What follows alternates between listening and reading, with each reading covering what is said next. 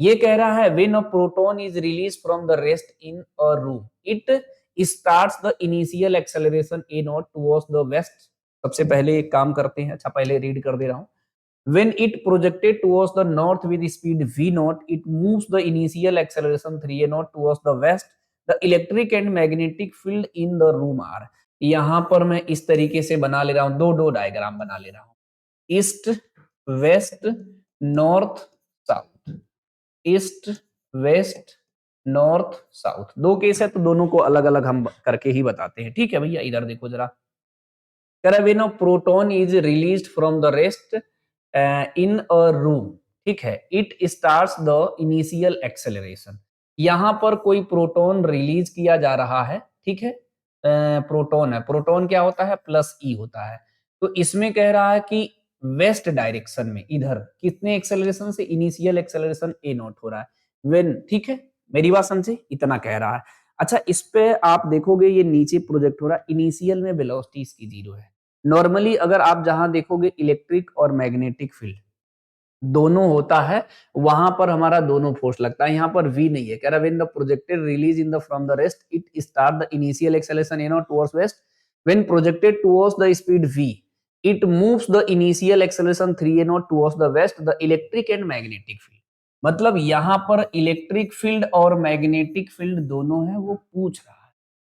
अच्छा सीधी सी बात बताओ, हमारे पास एक फॉर्मूला आप लोगों ने पढ़ा होगा इस तरीके से, जहां पे इलेक्ट्रिक और मैग्नेटिक फील्ड दोनों होता है, वहां पे नेट फोर्स होता है q E plus q v cross B. अच्छा मैं वेक्टर में ही लिखता हूं कि वेक्टर की ज्यादा यूज है।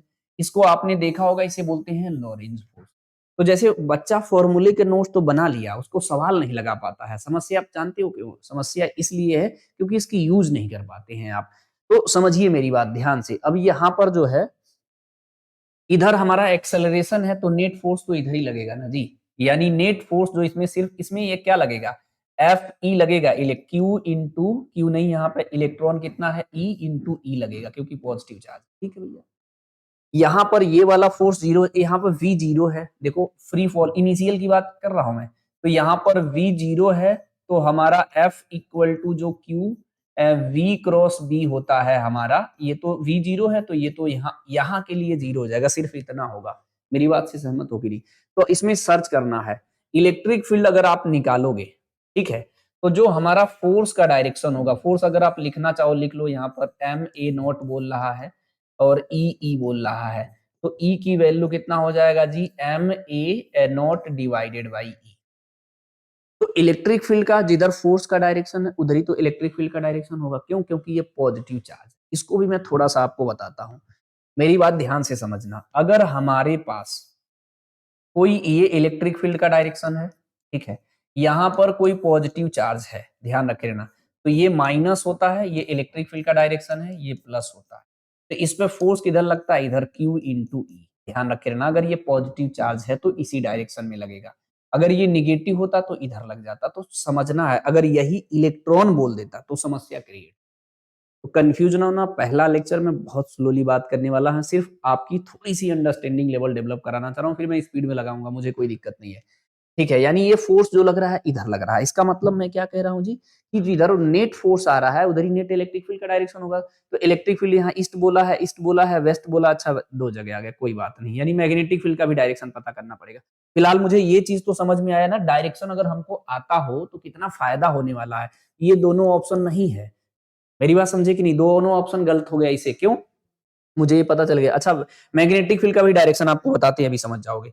इसमें क्या कह रहा है हमारा कि when it projected towards north, north मतलब समझ रहे हो, ये नॉर्थ डायरेक्शन में वी नॉट से थ्रो कर दिया गया है, तो इसका जो है it moves the initial acceleration 3 a naught towards, अच्छा इसका जो एक्सेलरेशन है 3 ए नॉट इधर है, ठीक है, इनिशियल में। बाकी उसका कैसा पाथ बनता है ये मैटर नहीं करता, वो उस इनिशियल की हम बात कर रहे हैं। ध्यान से समझना, नेट अच्छा चार्ज कैसा है, प्रोटॉन है प्लस ई है, इलेक्ट्रिक फील्ड तो इधर ही लगेगा, उसमें कोई डाउट नहीं है। मैग्नेटिक फील्ड की बात करते हैं, ध्यान से समझना। अच्छा नेट फोर्स किधर आएगा, इधर ही आएगा ना, क्योंकि नेट एक्सेलरेशन इधर ही है। तो एक काम करते हैं, फोर्स का डायरेक्शन हम लोग, अच्छा ई वाले में क्लियर है ना जी कि इलेक्ट्रिक फील्ड इधर ही होगा, F equal to q v cross B होता है। और हम चाहते हैं कि जो फोर्स है इधर आए। नेट फोर्स अगर इधर आएगा हमारा, तो इसका मतलब V क्रॉस B इधर आना चाहिए। V की ओर हाथ करते हैं और B की ओर फोल्ड करते हैं हम लोग, A क्रॉस B, समझे कि नहीं? B अगर अंदर की ओर लेते हैं और V तो क्रॉस करेंगे तो नेट फोर्स इधर आएगा। ये हमारा जो है ना फोर्स बता रहा, ठीक है। ये सपोज दैट मैग्नेटिक फील्ड को मैं बाहर ले लेता, तो अगर मैं क्रॉस करता तो नेट फोर्स इधर, मतलब मैग्नेटिक फोर्स इधर चला जाता। ऐसी गलती नहीं करना। नेट फोर्स जब खुद कह रहा है इधर है, तो आपको क्या करना है, ऐसे करना, इधर फोल्ड करना है, यानी अंदर है, डाउन है, यानी इसका अप नहीं है, डाउन होगा, तो हमारा सॉल्व हो गया। समझे कि नहीं? ये अपना सॉल्व हो गया। देखो, तो हमें इसे सॉल्व नहीं करना था, मेरा बात समझ रहे हो? कभी जब भी कोई क्वेश्चन डायरेक्शन पे अगर फोकस करेंगे तो एग्जाम में एक चीज से बच सकते हैं। किस चीज से बच सकते हैं? कैलकुलेशन से बच सकते हैं। आपको कैलकुलेट नहीं करना पड़ सकता है। मैंने क्या बोला, यहाँ से डायरेक्शन ये ई का पता कर लिया, यहाँ से मैग्नेटिक फील्ड का डायरेक्शन पता कर लिया, वैल्यू क्या आने वाला है डजंट मैटर, ये सॉल्व हो गया हमारा। मेरी बात से सहमत होगी नहीं? हाँ, अगर वैल्यू, मैं तो पढ़ा रहा हूँ तो मैं तो पूरा चीज सिखाऊंगा। अब यहाँ पे अगर आप लिखोगे नेट फोर्स, तो मैं कौन सा कलर यूज कर लूं जी? व्हाइट यूज कर ले रहा हूं, ठीक है। यहाँ पे तो अब दोनों फोर्स लगने वाला है, क्यू ई भी लगने वाला है और क्यू वी बी भी लगने वाला है। अच्छा, मैं q v B v naught है, वी नॉट ले लो, मेरी बात समझ गए? यहाँ पर वी ऊपर है, मैग्नेटिक फील्ड अंदर है, तो इसके बीच का एंगल 90 डिग्री है, तो साइन 91 होता है। यहाँ पर क्या है, एम मास इंटू एक्सेलरेशन कितना है, 3a0, और यहाँ पर ई लेना है, इलेक्ट्रिक फील्ड यहाँ निकाले हो, ले लो, ये कितना है जी, ma0 डिवाइडेड बाई ई। यहाँ पे भी ई होगा, v0 बी होगा, ई से ई कट गया, इसको इधर लाओ, 3ma0 इसको इधर लाओ तो माइनस ma0 हो जाएगा, इक्वल टू कितना हो जाएगा जी, ई वी नॉट बी। इसको सब्ट्रैक्ट करोगे तो कितना हो जाएगा, 2ma0, ई वी नॉट को डिवाइड कर लो, ई वी नॉट को, सॉरी, ई वी नॉट को डिवाइड कर लो तो ये बी आ गया। ये बी का मैग्नीट्यूड है, ये ई का मैग्नीट्यूड है। आप सिंपली क्या कर सकते हैं, मैच करा सकते हैं। तो मेरा टाइम तो लग रहा है, एक चीज बस ध्यान रखे रहना। मेरी बात समझे कि नहीं? बस एक चीज का खास तौर से ध्यान देना है।